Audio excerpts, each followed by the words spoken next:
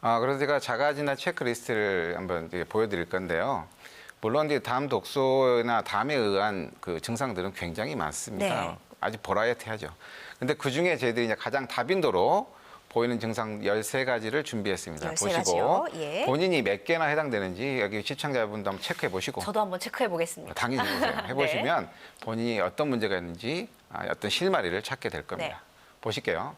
일단은 소화가 안 되고 위장이 굳어 있는 경우가 많거든요. 특히 네. 위장 입구가 굳어 있는 경우가 많습니다. 그래서 명치 끝이 답답하다 네. 하고 또 그게 답답하다 보니까 역류성 식도염처럼 역류가 자꾸 됩니다. 네. 역류가 자꾸 되시고요.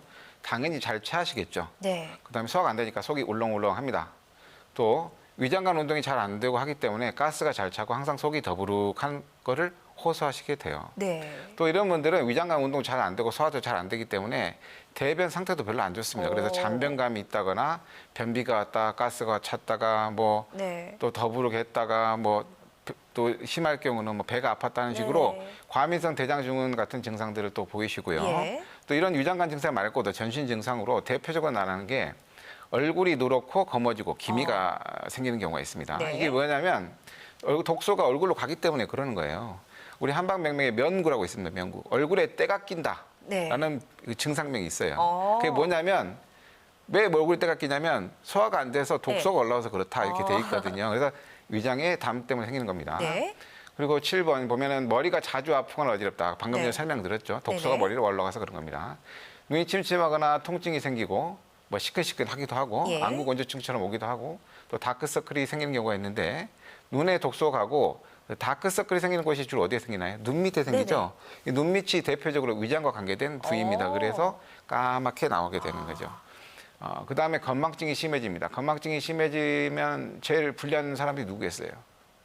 수험생하고 나이 드신 분들이에요. 수험생들이 집중이 안 되고 자꾸 네. 이런 경우가 있는데 그런 친구들을 자꾸 보면 소화가 안 되는 경우 되게 많습니다. 그러면서 이 독소가 머리로 올라가서 집중이 안 되는 경우가 많고요. 네. 연세 드시는 분들 중에 자꾸 기억력이 감퇴되는 경우도 독소가 머리가 올라갔는데 그 독소가 잘 처리되지 않기 때문에 기억력이 자꾸 저하되는 거거든요. 네. 그래서 그런 분들도 이 담 독소 치료를 하는 게 하나의 실마리가 네. 될 수가 있겠습니다. 그리고 구취가 심하게 나는 경우가 있어요. 네. 근데 이제 보통 가장 많이 나는 경우가 잇몸 질환이 있거나 네네. 축농증과 같은 상기도 질환이 있을 때 주로 많이 납니다. 네. 또 식곤증이 잘 생기고요. 쉬어도 항상 피곤하다고 표현하십니다. 이미 소화가 안 돼서 독소가 많은 상태에서 또 먹으면 또 소화가 안 되고 또 독소가 생기니까 항상 졸립고요. 여성의 경우는 냉이 많거나 염증이 자주 생기는 경우가 있습니다. 방광염이 잘 오거나 질염이 네. 잘 오는 경우가 있는데 병원에 가면 딱 기운은 없어요. 그래서 네. 자주 발생되는 분들은 가서 맨날 항생제 먹는 게 일입니다. 근데 이런 경우는 저희 보고 이제 위장에 생긴 담 독소가 여성의 생식기로 가서 그렇다고 보고요. 남성 같은 경우도 전립선이 있는 분들이 위장이 안 좋으면 더 심해져요, 증상들이.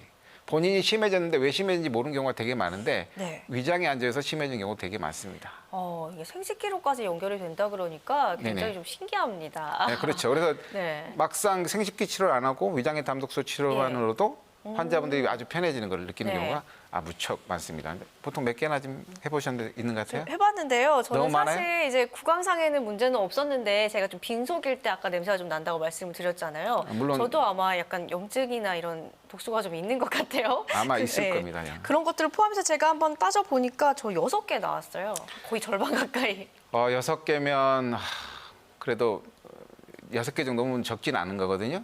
와. 근데 보통 이제 8개, 9개, 10개 예. 넘어가면 이제 심한 걸로 보고 의료진과 상담을 좀 해보실 필요가 있고요. 6개 네. 정도 돼도 곧 7개, 8개 될 거니까 한번 상담을 받아볼 필요가 있다고 생각이 네, 됩니다. 저도 좀 주의가 필요한 지금 단계인 것 같습니다. 자, 과연 자가진단 얼만큼 나오셨는지 여러분들도 한번 진단해 보시기 바라겠고요. 자, 저도 일단 꽤 점수가 높은 편인 것 같기는 한데, 저도 사실은 평소 때 보면은 소화가 잘 안 될 때 두통을 동반하게 되는 경우가 굉장히 많거든요. 예, 예. 자, 저와 같이 뭐 두통이나 어지럼증 이런 걸 동반하는 경우 좀 많이 일어납니까? 아까 제가 6가지를 설명한 적이 있었잖아요. 그만큼 이제 두통 어지럼증은 이 담독소 환자들 중에 가장 많이 호소하는 증상 중에 하나예요. 그래서 위장에 담독소 있는 환자들이 가장 많은 빈도수로 독소가 많이 가는 곳이 뭐 이 두부 쪽이에요. 그래서 뭐 예. 두통 어지럼증도 있지만 뭐 두피라든지 뭐 네. 눈이라든지 뭐 뒷목이라든지 뭐 귀라든지 이런 네. 식으로 이쪽 증상, 이 두부 증상이 나타나는 경우가 되게 많습니다. 네. 자, 좀 더 구체적인 설명을 위해서 또 박사님이 영상을 또 준비하셨습니다. 어떤 영상인지 화면 보시죠. 실제 사례를 재현한 영상이라고 보시면 되는데요. 네. 이분은 운동을 하지만 항상 어깨 통증을 주로 호소하셨던 50대 여자 환자십니다. 항상 어깨가 아파서 주무르고 근육 약침 통제를 먹거나 저렇게 파스를 붙이면서 지내셨던 환자신데요. 네. 운동을 하다가 이제 보시면 갑작스러운 보통으로 걷기도 힘들어지고 쓰러지기까지 예. 하셨던 환자시고요. 다음 환자분은 60대 여자분이신데 자주 체하고 네. 속이 더부룩하고 가슴이 답답하다 이렇게 표현하셨던 환자세요. 근데 이분이 심한 경우에는 구역질도 하게 되고 검사를 해도 별 이상이 없어서 지금 고민만 하던 그런 환자시고 다음에 환자분 같은 경우는 과민성 대장증후군 환자신데 네. 잦은 복통과 변이로 고생을 하셨던 분이에요. 그러게 되면 병원 가서 진료를 받겠죠. 그러면 과민성 대장 증후군 진단을 받았던 환자신데 이와 같이 이 세 개의 그 재현 영상을 보면 공통점이 있습니다. 위장 증상도 있고 전신 증상도 같이 있다는 거예요. 그런데 또 검사를 해보면 원인을 모른다는 네. 거죠. 이런 경우에 담독소에 의한 위장병과 겹쳐진 거라고 보셔도 되지 않을까 저는 이렇게 보고 있습니다. 네, 이런 담 독소 때문에 전신 증상이 나타나기 때문에 정말 증상이 다양합니다. 그렇기 때문에 우리가 확실하게 원인을 뭔가 찾고 치료하기 그동안 어렵지 않았나 싶은데요. 자, 박사님 그러면 이러한 증상은 어떻게 좀 검사가 이루어지나요? 이제 검사는 이제 저희들이 치료하는 절차가 있겠지 않습니까? 네. 검사하는 순서를 보면 일단은 환자가 병원에 오시게 되면 설문지 검사를 하게 됩니다. 설문지. 설문지는 어떤 내용이냐면 아까 제일 처음에 말씀드렸던 나쁜 식습관을 어떻게 이 사람이 어떻게 먹고 있는가를 보는 거죠. 네. 전신 증상은 뭐가 있고 소화기 증상은 뭐가 있고를 빈도와 경중에 따라서 체크를 하게 됩니다. 네. 그 체크를 하고 나게 되면 EAV라는 검사를 하게 되는데요. 네. 경락功能진단기라는 검사고 네. 이게 보험에도 의료 국민건강보험에도 적용이 되고요. 네. 한약에서 공식적으로 인정받는 검사기인데 우리가 보통 CT는 방사선으로 검사하죠. 원리고. 네. MRI는 자기장의 원리로 하는 검사입니다. 네. 그러면 이 EAV는 우리 몸의 전류 신호를 체크를 해서 하는 검사예요. 전류 신호를 통해서 우리 신체 장기의 활성 정도를 체크하고 아까 말씀드렸던 담에에서 어느 장기가 손상을 받고 있는가를 체크하게 됩니다. 네네. 이런 두 가지 설문지와 검사를 마치고 나면 이제 의료진과 상담을 하게 되고요.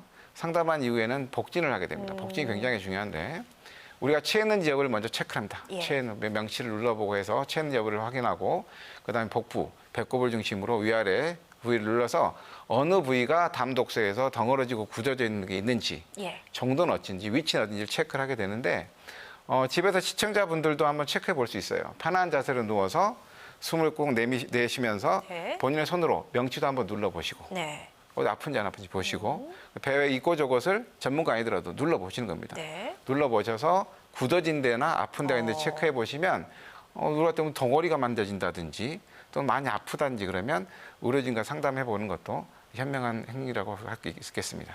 네, 자 어떻게 검사를 하는지 방법에 대해서 좀 살펴봤습니다. 일단 검사를 해서 뭔가 담 독소가 있다라고 인정이 됐을 때 뭔가 양방에서는 약물 치료가 이루어지잖아요. 박사님, 네. 한방에서는 그럼 어떻게 치료를 하게 됩니까? 저희들한테 오는 분들이 기본적으로만 소화제나 제산제나 기존 치료에 대해서 별로 큰 답을 얻지 못했던 힘든 분들이 저희들한테 오시죠. 그래서 예. 저희들도 그 치료가 만반의 치료는 아닙니다. 그래서 딱딱하게 굳어진 담 독소 덩어리를 저희들이 녹여서 없애야 되지 않습니까? 예. 그래서 그러기 위해서 특수하게 개발되고 발효 처리된 약물과 기계 치료를 통해서 치료하게 됩니다. 이렇게 네. 하게 되면 담 독소가 쌓인 위장관 점막 속살 내벽에 있는 독소를 제거하게 되고요. 네. 담에서 막힌 그 조직을 뚫어주고 네. 손상된 조직을 정상화시킴으로 인해서 위장을 부드럽고 정상적인 조직으로 네. 바꿔주는 치료를 하게 되죠. 네, 이 치료 과정도 영상이 또 준비가 되어 있죠? 네네. 네, 소개해 주시죠. 담 독소가 있는 부위에 따라 각기 다른 치료제를 쓰는데요. 저긴 소장입니다. 반짝반짝하는 게 소장인데 소장은 원래 심장에서 보면 심장이 뛰죠. 네. 심장에서 그 열을 받아서 네. 흡수를 하는 우리 영양소를 흡수하는 기능을 갖고 있습니다. 그런데 여기에 독소가 쌓이게 되면 저렇게 하는 우리가 담 독소 소장에 있는 담 독소 약을 먹게 되면 네. 그 소장으로 그 약이 들어가서 그 담 독소에서 생긴 부패열을 없애면서 독소를 녹여 나오게 됩니다. 네. 그렇게 되면 장 운동이 잘 되면서 혈액순환이 원활해지고 소장의 흡수 기능이 개선되게 되죠. 네. 네, 이건 소적 치료와 초음파 치료기기인데요. 덩어리를 녹이는 치료기기라고 보시면 되겠습니다. 보통 관절 치료하는 초음파 기기가 투과 깊이가 5cm라면 이거는 13cm 정도 되고요. 예. 위장관 심부 조정에 투과를 돼서 위장관 심부 조정에 열을 발생시키고 미세한 진동작을 유발시킵니다. 이렇게 되면 혈액순환이 좋아지고요. 위장의 그 흡수력과 투하력이 좋아지면서 위장관에 있는 담독소를 녹여주는 치료 효과를 기대할 수 있고요. 다음은 약침요법입니다. 네. 약침요법은 한약과 치료 효과를 동시에 기대하는데요. 담독소 흡수하는 데 도움이 되는 한약재를 정제해서 치료 부위에 주입을 하면 혈액순환이 원활해지면서 독소가 녹아나게 되죠. 다음은 그 임동맥 온연요법이라고 하는 건데요. 한약 뜸요법입니다. 네. 우리가 한약과 뜸역기를 동시에 기대하는 건데요. 네. 우리가 독소를 녹이는 데 도움이 되는 한약재 10가지 이상을 쪄서 네. 위장관 복부에 올려놓으면 열이 가해지겠죠. 열도 가해지고 예. 그 승기, 약증기가 뱃속으로 자꾸 오. 추가된다고 보시면 됩니다.